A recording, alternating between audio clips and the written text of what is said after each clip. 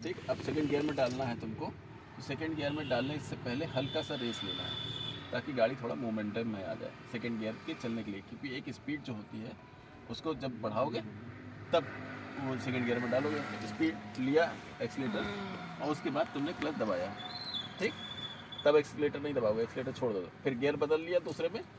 अब क्या, धीरे धीरे क्लच छोड़ो जल्दी से और एक्सीलेटर पे फोकस करो कि एक्सीलेटर अब दबाना है।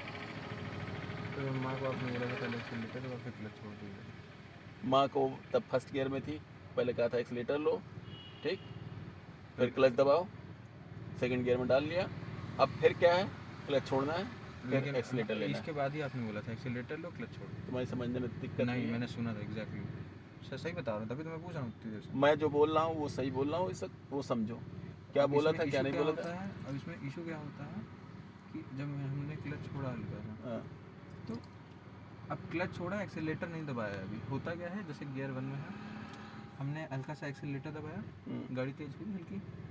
अब जब तक गियर 2 चेंज करते हैं फिर वापस क्लच दबा के गाड़ी फिर हल्की हल्की स्लो होने लगती है। वो तुम्हारा अभी स्लो चल रहे हो, तुम्हें सीख रहे हो इसलिए होता है। नहीं तो क्या होता है कि जैसे ही हम एक्सीलेटर लेते हैं, रेस आती है गाड़ी में और हम तो गियर चेंज करते हैं, तुरंत हमारा जो चला रहा होता है उसके लिए ये दिक्कत नहीं आती, ठीक है।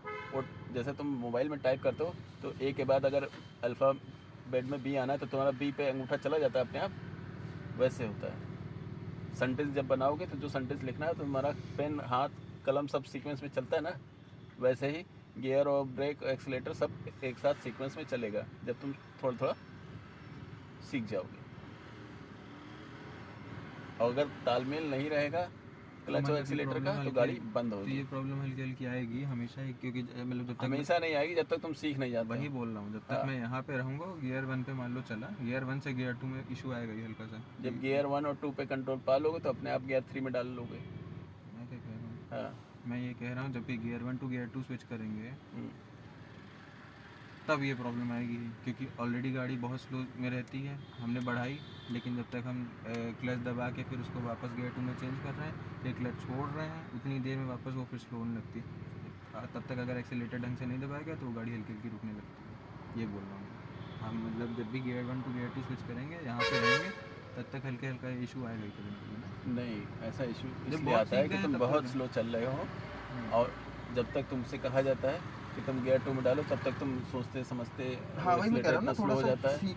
सीखा भी तो है, ये है कि जब सीख जाएंगे तब तक नहीं आएगा। तुम्हारा जैसे वो बाइक खड़ी है, ठीक है, पहले उधर वाली आखिरी, वो पहली बाइक जो उस बाइक के बाद जो दूसरी बाइक खड़ी है, बस उतना ही क्रॉस करोगे, और उससे थोड़ा और क्रॉस करोगे, उतनी देर में सेकंड गियर का मूवमेंट हो जाता है। गाड़ी को बस हल्का सा पुश करना है फर्स्ट गियर से कि मूवमेंट करने लग गई, तब उसके बाद तुमको सेकंड गियर में चल देना है। अगर चढ़ाई है तो थोड़ा आगे बढ़ा करके तब करो, ठीक है।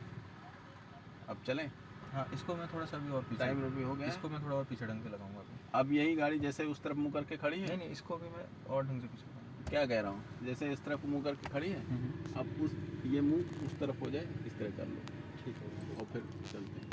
पहले इसको पहले ढंग से एक बार पहले आप अब क्या बंद कर दीजिए इसको। पहले अरे बेटा सुन